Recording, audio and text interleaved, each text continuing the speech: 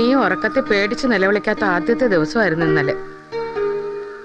ഇനിയിപ്പോ ആ ജ്യോത്സ്യം പറഞ്ഞ പോലെ നല്ല കാലം വരാൻ പോവാ.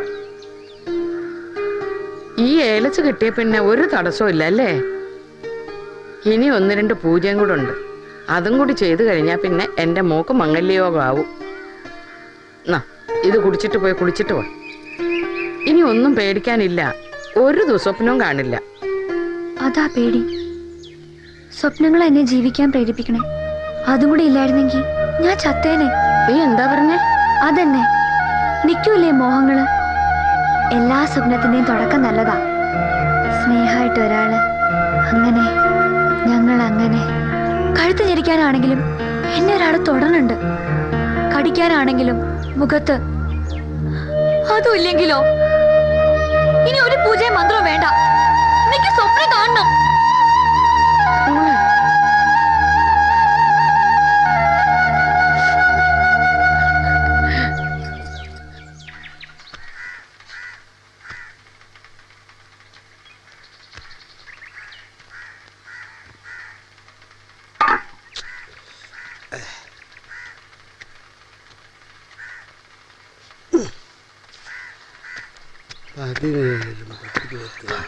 കുമാരേട്ടാ, എന്താ രായപ്പ ഒരു തിടുക്കം?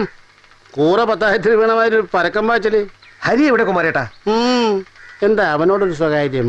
അവന്റെ തന്ത കേൾക്കാൻ പാടില്ലാത്തൊരു ഇത്. അയ്യപ്പന്റെ മുമ്പിൽ പുലിക്കളി വേണ്ട കേട്ടോ. അതവൻ നേരിട്ട് വാങ്ങേണ്ട കത്താ, രജിസ്റ്റേർഡാ. അത്രേ ഉള്ളു കാര്യം. അവൻ ആ പറമ്പിലെങ്ങാൻ കാണും. ചായ വരണം? ഏയ് വേണ്ട. വേണ്ടല്ലേ?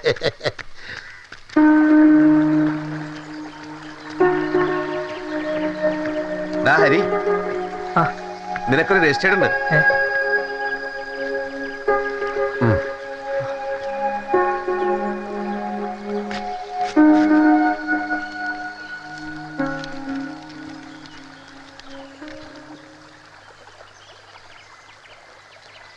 രാജപേട്ട, എനിക്ക് ജോലി കിട്ടി. എന്താ ജോലി? കോടതിയില്. ആമീൻ. ഹരി, നിനക്ക് ഇരട്ട ഭാഗ്യ. ഇരട്ട പെറ്റ സുഖം. ജോലിയും കിട്ടി, മോഹിച്ച പെണ്ണിനെയും കിട്ടും.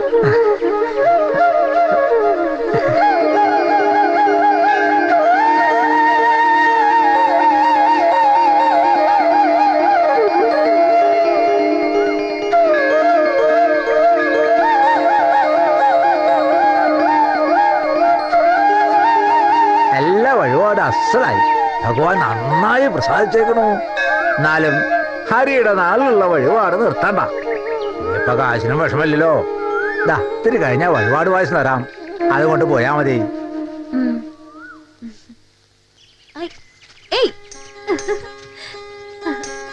എവിടാടി?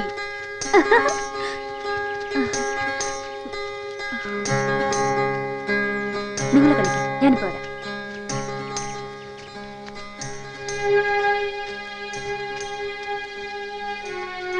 മീനു, എന്താ പറ്റിയ നിനക്ക്? ഒന്നുമില്ല. എന്നോട് കള്ളം പറയണ്ട.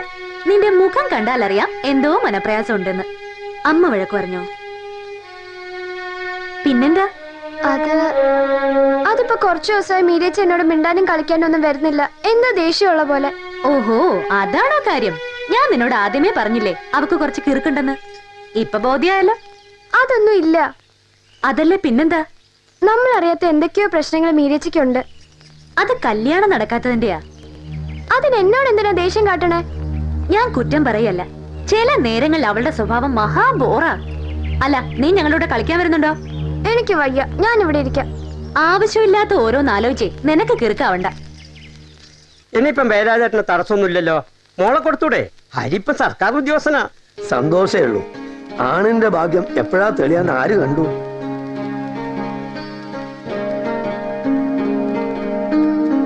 അതിവർഷം അല്പവർഷം, കുതിരയുടെ ചാട്ടം, പെണ്ണിന്റെ മനസ്സ്, ആണിന്റെ ഭാഗ്യം, ഇതൊന്നും ദൈവത്തിന് പോലും അറിയില്ലെന്ന സുഭാഷിതം. അതെ അതെ. എന്നാ പിന്നെ ഇതങ്ങോട്ട് ഉറപ്പിക്കല്ലേ?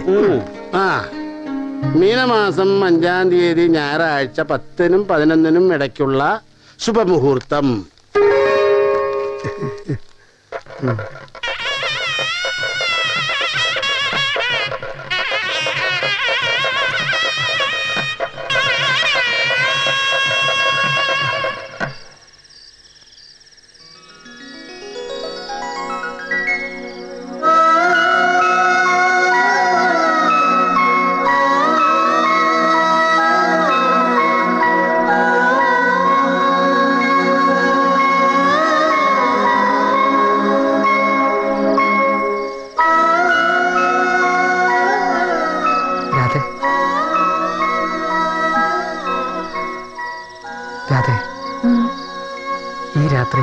നമുക്ക് സ്വന്തം.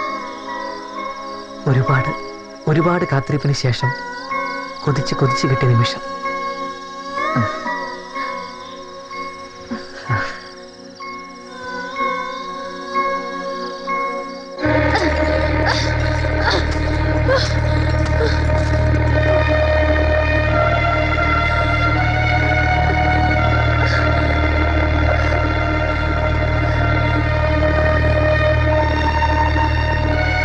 അയ്യോ, നീ എന്ത് പ്രാന്തായി കാണിച്ച? വെറുതെ കൈ മുറിക്കേ. പിന്നെ ഞാൻ എന്താ വേണ്ടേ? എന്റെ കഴുത്ത് മുറിക്കണോ? എന്റെ മോളിങ്ങനെ തുടങ്ങിയാലോ? എല്ലാത്തിനും ഒരു നേരവും കാലവും ഉണ്ട്.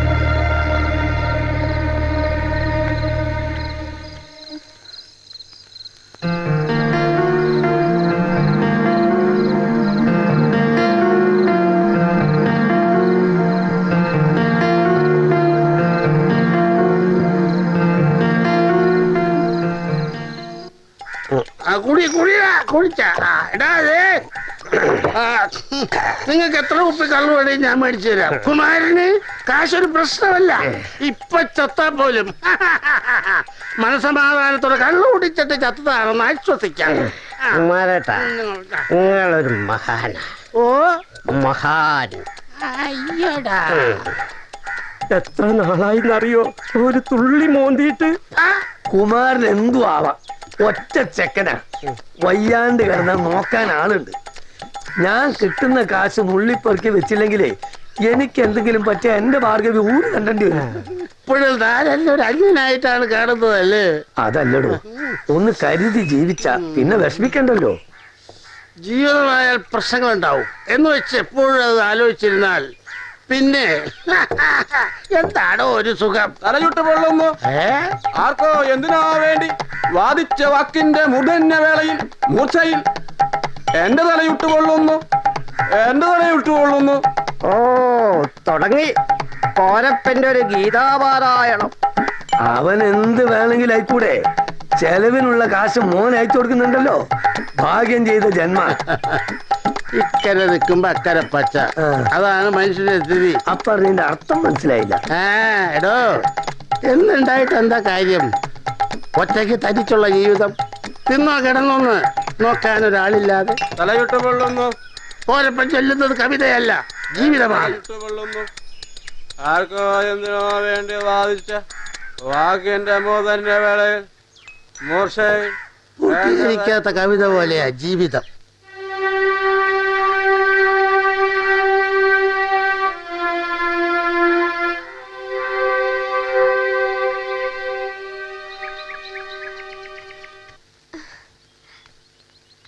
ഇതെന്താ മീരച്ചി, ഈറ്റ ചിന്തുമ്പോ പറ്റിയതാ?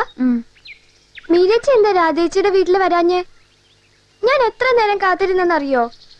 എന്താ വരാഞ്ഞേ? എന്റെ അമ്മ വന്നില്ലേ? മീരച്ചി വരുന്നത് പോലെയാണോ അമ്മ വരുന്നേ? എനിക്ക് നല്ല സുഖമില്ലായിരുന്നു. ഇപ്പൊ മാറിയില്ലേ? നമുക്ക് വീട് വരെ പോവാം, എന്നിട്ട് പുഴയിൽ പോയി. വേണ്ട. വേണം, വാ ചേച്ചി. വേണ്ടെന്ന് പറഞ്ഞില്ലേ? നീ പൊക്കോ. ഞാൻ ഇനി മീരച്ചിയോട് മിണ്ടില്ല.